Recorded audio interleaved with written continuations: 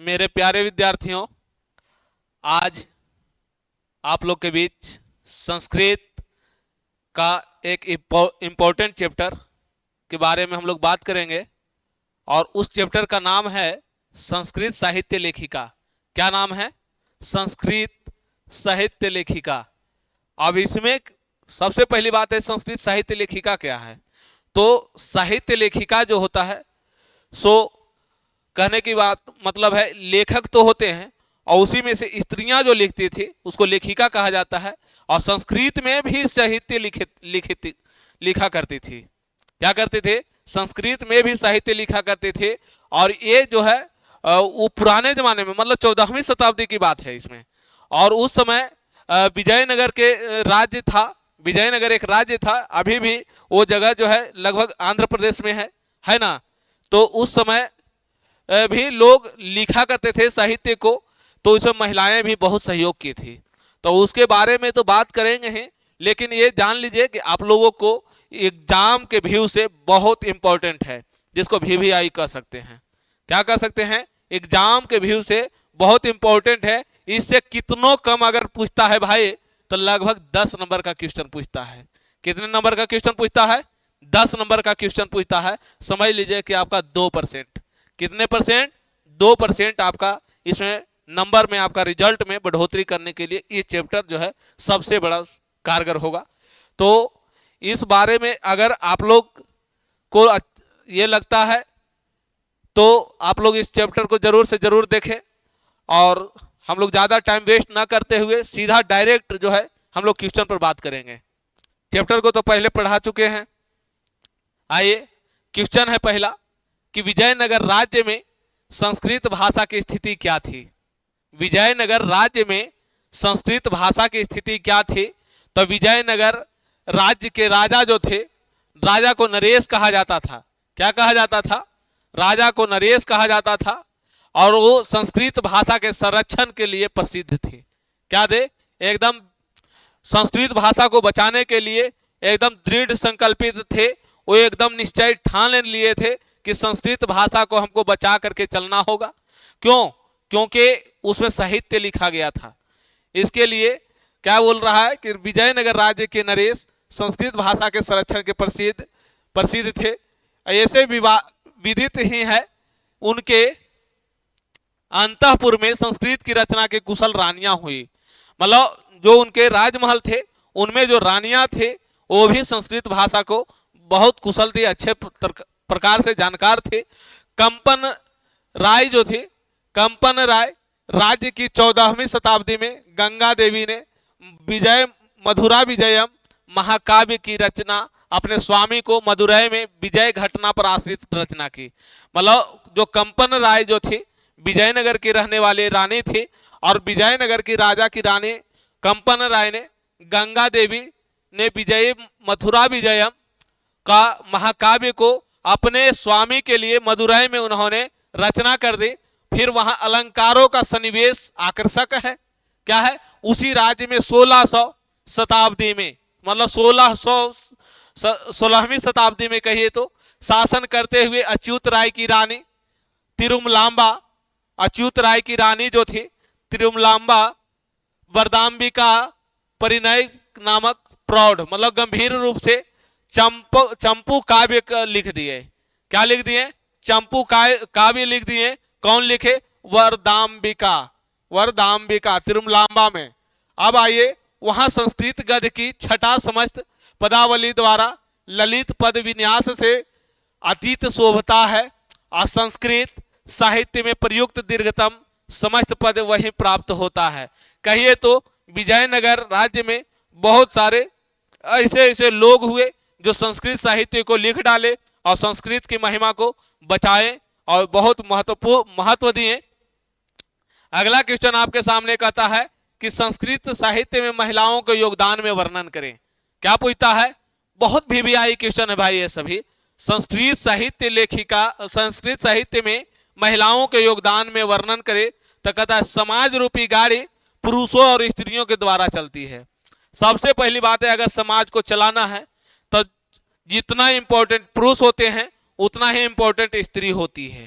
तो इस बात को जान लीजिए कि अगर समाज को लेकर के आगे चलना है तो जितना हकदार जो है पुरुष होंगे उतना ही हकदार क्या होती है, स्त्री होती है। संस्कृत साहित्य में प्राचीन काल से ही साहित्य समृद्धि में स्त्रियों की भूमिका सराहनीय है। मतलब पुराने जमाने से संस्कृत साहित्य में स्त्री जो है बहुत भूमिका निभाई है। वैदिक युग में कहते हैं, वेद के युग में जो था, मंत्रों में वाचक न केवल ऋषि अपितु ऋषिकाएं भी की है। क्या है, वेद जब चल रहा था उसको वैदिक युग कहा जाता है। उस समय ऋषि मंत्र का उच्चारण ऋषि लोग तो करते ही थे, साथ साथ ऋषिकाएं मतलब साध्वी लोग, मतलब स्त्री साधु भी मंत्र का उच्चारण किया करते थे। जैसे में यम्मी, अपाला, इंद्राणी, उर्वशी और मैत्रेयी स्त्रियों ने मंत्र दर्शन आज के जज्वाल्यमान छत्र नक्षत्र की भांति दीप्तिमान है। मतलब ये सभी जो थे साधु मुनि स्त्री साध्वी थी। क्या क्या नाम है, यम्मी, अपाला, इंद्राणी, उर्वशी और कौन है, मैत्रेयी है। कौन है, मैत्रेयी है, जो आज भी इन लोगों को जीता जागता उदाहरण के रूप में दे दिया जाता है, बताया जाता है। फिर कहता है भाई कि याज्ञवल्क्य की पत्नी ने स्वयं अपने पति से आत्म तत्व की शिक्षा ली। याज्ञवल्क्य की पत्नी जो थी वो अपने पति से शिक्षा ले। आज जनक की सभा को बढ़ाने वाले गार्गी नाम के बड़े आदर से लिया जाता है। मतलब याज्ञवल्क्य की पत्नी कौन थे, सीधा कहिए तो गार्गी थी। कौन थे, गार्गी थी। और लौकिक साहित्य में भी विदुषी क्षमा राव के अत्यंत प्रसिद्ध हैं। क्या है, लौकिक साहित्य में भी विदुषी क्षमा राव अत्यंत प्रसिद्ध है। इस तरीका से क्या है, संस्कृत साहित्य में महिलाओं का बहुत बड़ा योगदान रहा है संस्कृत साहित्य को लिखने में और बचाने में। आगे चलते हैं हम लोग अगला क्वेश्चन की तरफ। आइए, अगला क्वेश्चन कहता है भाई, संस्कृत में पंडित क्षमाराव का योगदान का वर्णन करें। संस्कृत में पंडित क्षमाराव के योगदान का वर्णन करें। तो संस्कृत में पंडित क्षमाराव का योगदान क्या रहा, इसके बारे में बातें करेंगे। तो आइए, अगला क्वेश्चन इसमें इसी प्रकार से कहता है कि अथवा में संस्कृत साहित्य के संवर्धन पंडित क्षमाराव का योगदान का उल्लेख करें। मतलब एक ही बातें कर रहा है, पंडित क्षमाराव के बारे में बताने के लिए बोल रहा है कि संस्कृत साहित्य में पंडित क्षमाराव जो है क्या इसका योगदान रहा है ना बाबू। तो उसके बाद आइए, कहता है कि आधुनिक काल की लेखिका क्षमाराव ने अपने पिता शंकर पांडुरंगे पंडित से, जो महान विद्वान थे। मतलब पंडित क्षमाराव के पिता कौन थे, शंकर पांडुरंगे पंडित। कौन थे, शंकर पांडुरंगे पंडित। और वो जो महान विद्वान थे का उनका जीवन चरित्र जो है शंकर चरितम की रचना संस्कृत में की। कौन, शंकर चरितम की रचना कौन की, तो पंडिता क्षमाराव की। कौन के, पंडित क्षमाराव के। आइए, फिर कहता है भाई, साथ ही उन्होंने सत्याग्रह गीता लिखी, मीरा लहरी लिखी, कथा मुक्तिवली लिखी और विचित्र परिषद यात्रा लिखी, ग्राम ज्योति। ये सभी जितने भी बताया जा रहा है, सत्याग्रह गीता, मीरा लहरी, कथा मुक्तावली, विचित्र परिषद यात्रा, ग्राम ज्योति, सब जो है पंडिता क्षमाराव ने लिख डाली। क्या कि पंडिता क्षमाराव ने साहित्य के तौर पे इनके अनेक गद्य पद ग्रंथों का रचनाकार संस्कृत में धन्य किया। मतलब संस्कृत में लिख डाली पूरे। सोचिए कि एकदम तन मन और धन से लग गई और लिखी डाली। इतना अच्छा से संस्कृत साहित्य को सजा दे कि आज भी हम लोगों को पढ़ने को मिलता है। आइए, अगला क्या कहा जाता है भाई कि उपनिषद में नारियों के योगदान का उल्लेख करें। उपनिषद में नारियों का योगदान का उल्लेख करें तो क्या कहता है कि शास्त्र लेखन में वैदिक और उपनिषद कालीन महिलाओं का काफी योगदान है। जब शास्त्र लिखा जा रहा था तो पुरुष तो लिख ही रहे थे, लेकिन साथ साथ महिलाएं भी लिख रही थी। तो बहुत बड़ा योगदान महिलाओं का भी है शास्त्र लिखने में। पुरुषों से वे किसी तरह का कम नहीं थे, पुरुष से वो किसी तरीका से कम नहीं थे। और ऋग्वेद में 24 और संस्कृत वागम्भीरनी, मतलब ऋग्वेद में 24 लिखे और संस्कृत में वागाम्भीरिनी वैदिक कालीन महिलाएं भी मंत्रों की दर्शिकाएं थी। मतलब वैदिक काल में भी मंत्र को दर्शाने के लिए काम महिलाएं भी कर रही थी। कदा वृद्धारण्य में अथर्ववेद में 5 गो जो है महिलाएं का योगदान है। कौन कौन 5 गो महिलाएं जो है ऋग्वेद में दर्शाया, उनका मंत्र लिखा गया है। यमी है, अपाला है, उर्वशी है, इंद्राणी है और कौन है, याज्ञवल्क्य की पत्नी गार्गी है। याज्ञवल्क्य की पत्नी गार्गी है। अगला कहता है क्वेश्चन आपके सामने देखिएगा, ये सब सभी VVI क्वेश्चन है भाई, तो इसको देखना एकदम ना भूलिएगा, एकदम गौर से देखिए और सुनिए कि कौन क्या है, इसके बारे में जानिए। अगला क्वेश्चन कहता है कि तिरुमलांबा किसकी रचना रानी थी? तिरुमलांबा किसकी रचना रानी थी और उसने किस प्रकार काव्य में रचना की? किस प्रकार के काव्य की रचना की? तिरुमलांबा किसकी रानी थी?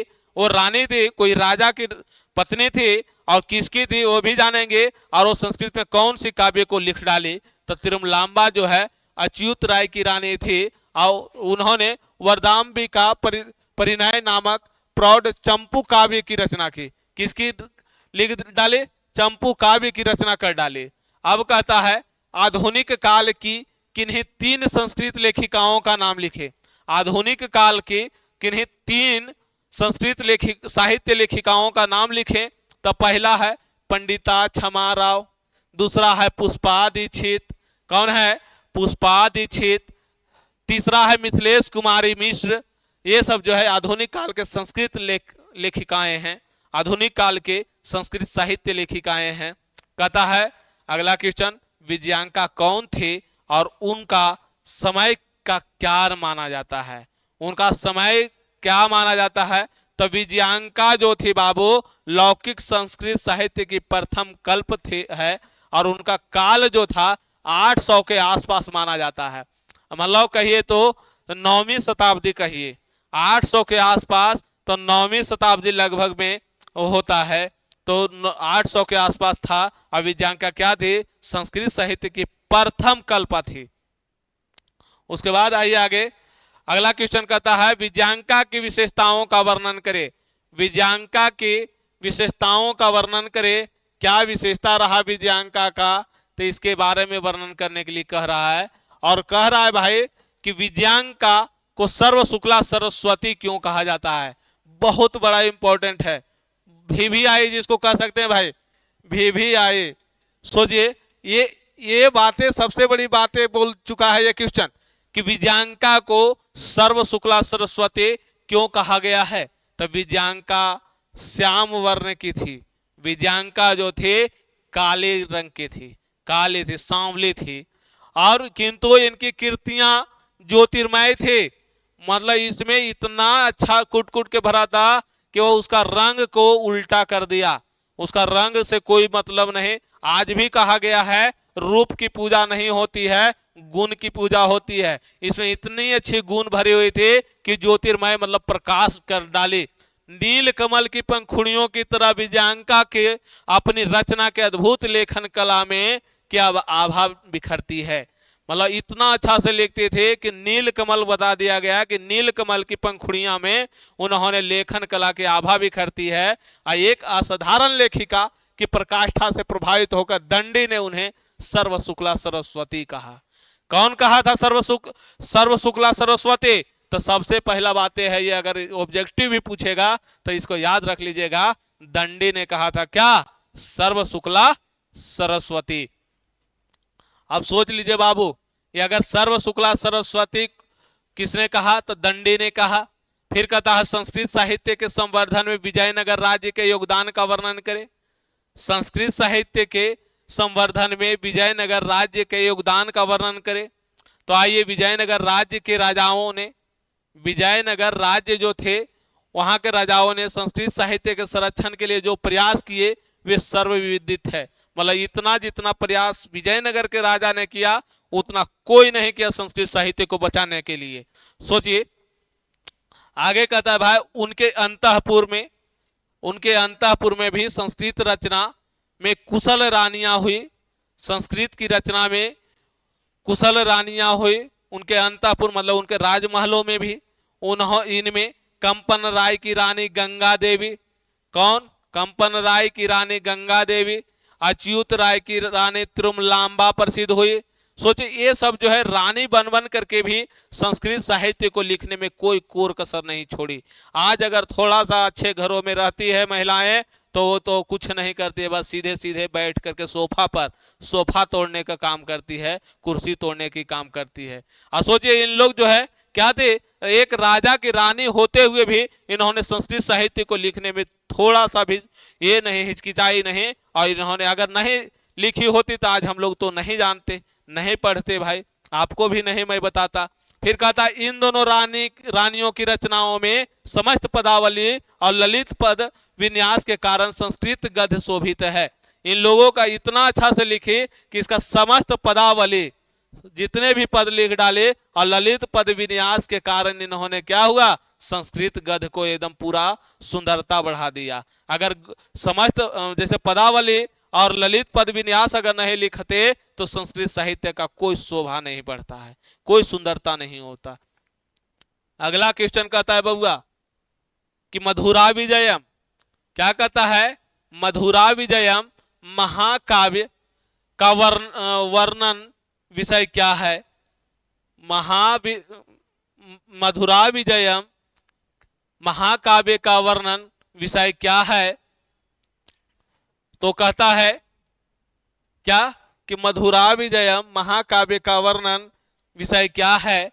तो कहता है 14वीं शताब्दी के अनुमान में कंपन राय की रानी गंगा देवी ने अपने स्वामी के मधुरै विजय घटना चक्र पर आधारित मधुरा विजयम नामक महाकाव्य की रचना की, जिसमें वहां अलंकारों का सन्निवेश आकर्षक है। मतलब काहे लिख डाली मधुरा विजयम, और कौन लिखी? तो कंपन राय की रानी मतलब पत्नी, कौन? गंगा देवी। कौन लिखी? गंगा देवी लिखी। और काहे लिखी? तो उनके स्वामी जो थे कंपन राय जो थे मधुरै विजय में घटना चक्र घटा, कोई घटना घट गया, उसके कारण उन्होंने मधुरा विजयम नामक क्या लिख डाले? महाकाव्य लिख डाले। अगला कहता है अथर्ववेद में किन 5 मंत्र दर्शनवती ऋषिकाओं का उल्लेख है? किन 5 मंत्र दर्शनवती ऋषिकाओं का उल्लेख है? तो 5 गो अथर्ववेद में 5 गो ऋषिका का नाम बताना है, सीधा सीधे जानिए। तो पहला है क्या? यम्मी। क्या है? यम्मी।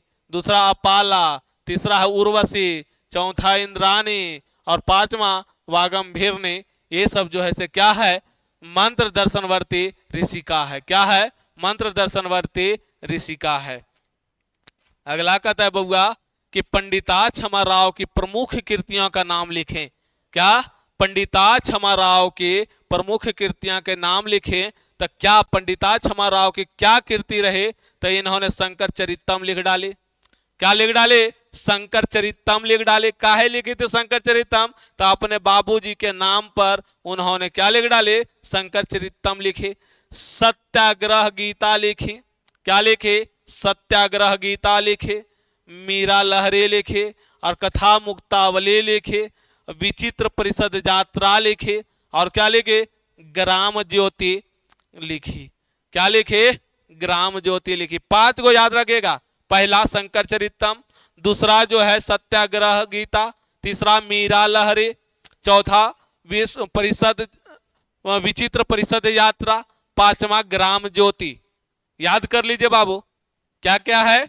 पहला जो है शंकर चरितम, दूसरा सत्याग्रह गीता, तीसरा मीरा लहरी, अगला है विचित्र परिषद यात्रा, 5वां जो है से ग्राम ज्योति है।